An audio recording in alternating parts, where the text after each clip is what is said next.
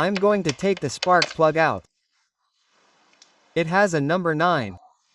Okay, it should have an 8. This one has a number 9. I'm buying a number 7, but I don't know why it has a number 9. Maybe it's because this piston is 70 and it has to be number 9.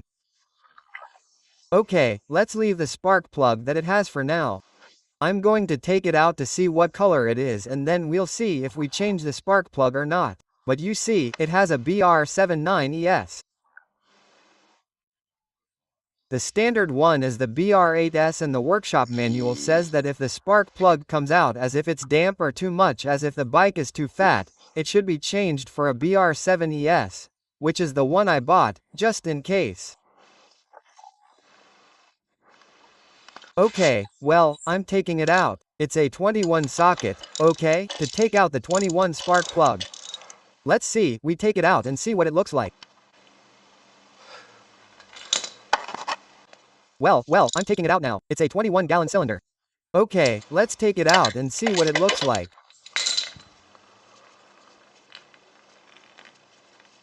Here we are taking it out. Pull, pull, pull.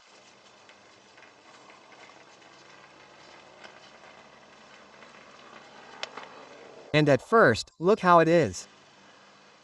This is supposed to be very thick. It has a lot of gasoline and little air at first, okay, we still have to start it and see it. However, we are going to clean it well until the new spark plug arrives. It is a little cleaner and that is just enough until the new spark plug arrives tomorrow to see if it has spark. I want to see if it has spark. So, I am going to put the cap on, I am going to put the keys in and see if I can see the spark. There it is, it has a spark, so in principle the electrical system and CDI. In principle, I will consider it as done. If it works as if it has spark, well, I have put the electrode there on the iron and I have lowered the kickstand a little, which requires 3 hands and I only have 2, okay, and if you see that when you lower the kickstand slowly and the starter kickstand slowly, there you see the spark, it means that the spark is reaching it for the moment and reaching it. Of course, you have to have the key in the oven, okay? Well, tighten the screws to 10. Okay, I'll leave you a link in the video description to buy these torque wrenches, both the small ratchet and the large and medium ratchet from the Tool brand. Pierre recommended it to me. They are a little more expensive than the bad ones, that is, the cheap ones, but the price-quality ratio is very good. In other words, for a little more you have a quality tool that you will always use if you want to do anything with your car or motorcycle mechanics with the manufacturer's specifications in terms of torque settings and so on, which is essential for the useful life and that of the materials. Okay, next step, I'm going to grease the clutch cable and the accelerator cable to install the carburetors, to install everything, okay. So, let's grease the cable and the accelerator. Well, I've already removed this part of the accelerator, I've already greased the cables. I didn't know, a cable goes all the way to here and here it has a double cable connection. One cable that goes to the carburetor and the other one that comes here, which is supposed to be the return, okay, which is the one that we can then tighten or loosen to have the accelerator free play properly. Come on, I'll put the cover here and when I put the carburetor back in, we'll have the free play. But before doing that, I'm going to grease the clutch cable. The clutch goes all the way to here. So we'll have to take it out from here and that's it. Well, once I've greased the clutch cables, I'll move on, to the clutch and the accelerator. They work now, they work well. Wait, let me show you, I haven't shown you. This is already working properly and is well greased. Okay, that's what I need, you see. Ah, perfect. All I need to do is, when I mount the carburetor, leave the necessary clearance for the throttle free play. Now let's move on to the clutch cable linkage. I don't really know how it works. It comes through here. So what I'm going to do is remove this cover, which is a screw here, another screw here, and then I imagine I'll have to remove this cover to access the clutch screw. So let's go. Let's see. Yes, indeed, here by removing the clutch cover, here is the clutch actuator, okay? When I press the clutch, I don't have to do it anymore. I'm going to apply this special product to the cables where I have it. This works great. From above, it reaches down and I can see it. Perfect. And I'm going to grease this a little bit too. Great. To grease the clutch cables, I'm going to do it from here, okay? From above. So, we remove this little nut that comes down here, okay? Now we unscrew the screw, the lever doesn't come out, and when the lever doesn't come out we can take the cable out, and with the cable from up here we can grease it with that little device there. Well, that's it, the lever is removed. I've already taken the cable out here and I have the greaser there. Anyway, if anyone is watching this video and is especially curious to know step by step how to remove the clutch housing and how to grease it, I don't want to go into detail about the step-by-step process for each of the bikes I build because it can get very boring. So, check out my channel, there are a lot of videos where I tell you how to grease the cable, the process and such. In this photo I'm simply explaining the process of the things that need to be done, but we already have the step-by-step instructions in other videos on the channel. Okay, come on, well, I'll put grease here until, yes, special cable grease until it comes out from the bottom, and then I move it up and down a lot, and that would be the clutch cable. Nothing, perfect, everything has come out here. Do you see? All the dirt has come out. It's perfectly greased now. And now to put it in place, there's no more trouble. Well, the lever is already in place. What I've done is in this part here, where it turns with this, we've put waterproof grease on it and now it works perfectly. Both the cable and the case are greased and it doesn't squeak or anything, nothing, everything is perfect. Okay, then we'll have to take the free juice from the clutch, which is done with this, but anyway, I think it's pretty good now, there's not much more to it, great. There was an uncomfortable noise in the clutch because they had left the excess clutch cable too long and it rubbed against the cover. Now that they had adjusted it properly, it doesn't make any noise, look. Perfect. Do you see how it went in there? Perfect. So, one thing we already have, okay? Well, to install the radiator, we simply put it in here, okay? We remove the little screw here, these two male connectors go there and then here. No, this is really how it goes, okay, it goes like this. This goes like this. Come on, let's do it. I've already put the bike in the garage, the power is going out. We've already put this one in with the little screw here, okay? And the two supports, the radiator, the connection here, the one on top, and this one here below, goes down here. Now we put the clamps on. We still have to put this one in and the one that connected it to the expansion tank. And now, before I get any light, what I wanted to do was restore this exhaust that's in bad shape. I took a light here and I'm going to restore it. There I have the little machine and I'll restore this thing so rusty and I'll leave it. I'll try to leave it all polished and nice and then I'll most likely paint it with heat-resistant paint. That's what this calls for, I think. I'll show you a little bit how it's going. It's coming out great. We're just going at it, okay? Above all, you have to put on eye protection, or I've put them on before, but the important thing is the safety glasses that I'm wearing, okay?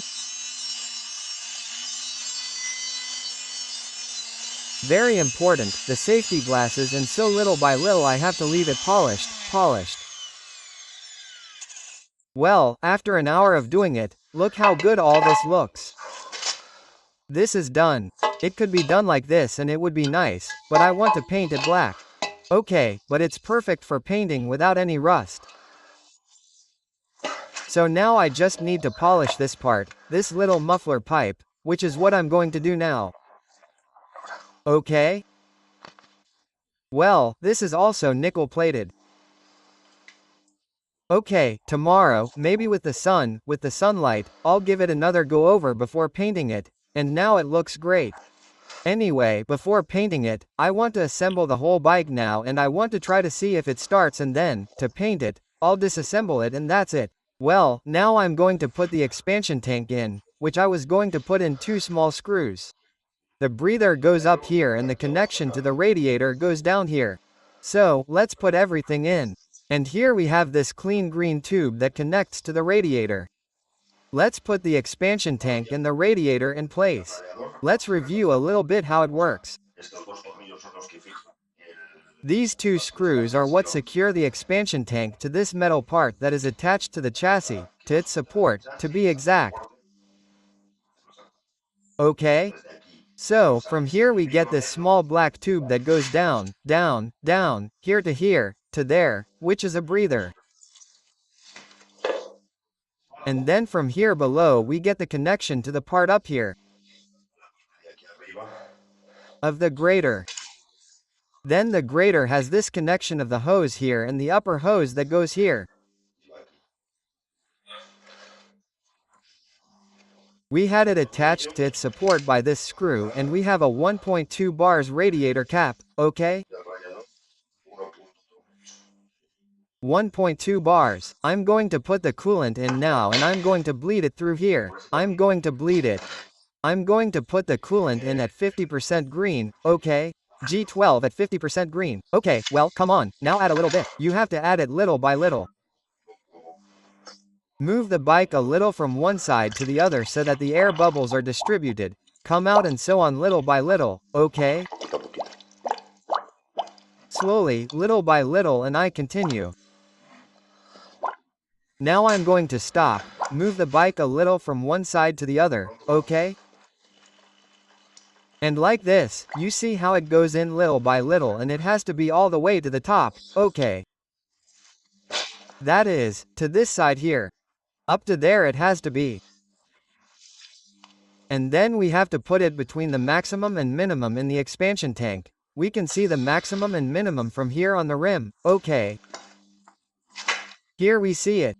Here is the maximum and there is the minimum. You can see it from there. Look, I've already removed the bike quite a bit. The liquid is now up here. I've also put the expansion tank on. It's a little above the maximum. And now what I'm going to do is loosen that screw until the bubbles stop coming out and only coolant comes out. Okay? Remember that coolant is quite corrosive, so what you have to do next is blow it out right away. Clean it or pour water on it, blow it out. I have the compressor here, I'm going to blow it out right away. Okay, let's do it. Let's see it together.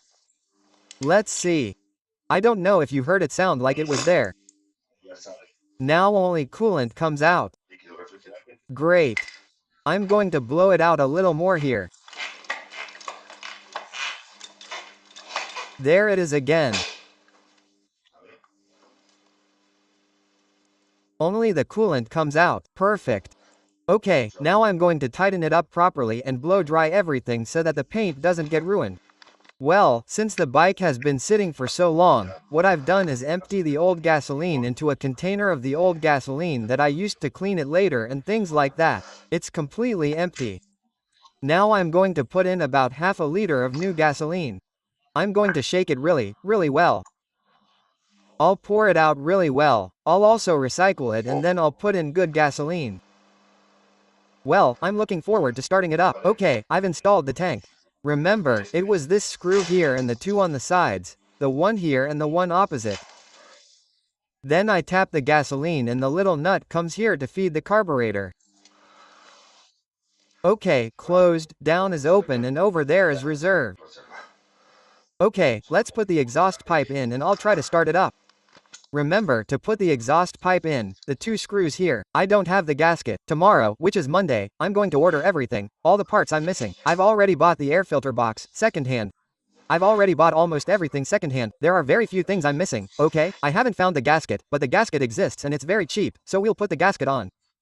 Then, those two screws and this one here to put the muffler on, which will go over here, and then the screw here to put the muffler on. So let's get to it. Remember that in addition, in the gasket that joins this part here with the cylinder block, we have this little lannel that comes here, okay? Which is another gasket. Well, so that it doesn't fall off. Like mine fell off, you can put a little lithium grease on it, so that it sticks there a little bit and that's it. I'm just going to do a little bit and it sticks and we can put it on. Okay, so the muffler is already on. It just needs to be painted, but it's completely rust-free. Okay, the muffler is on and now we're going to put the muffler on. Well, now the muffler is on and now it's ready to try to start it. I'm turning the key. I still need to change the front brake fluid, the rear brake fluid. But that's what, and grease the chain, the wheels and so on. But what I want right now, after cleaning the carburetor and such and changing the coolant and such, is to see if it starts or not. And then we'll have to carburate it, adjust the carburetor properly and such. But I want to know if it starts. Well, I can't believe it. Right now, a kick that forced me to pull the air.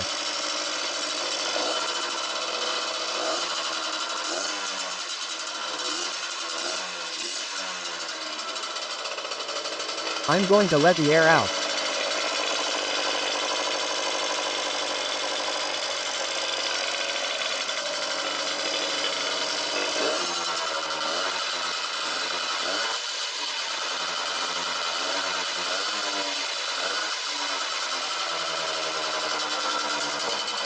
Very happy.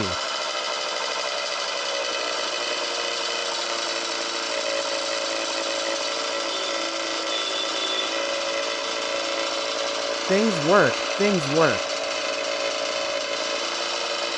I want to check these screws.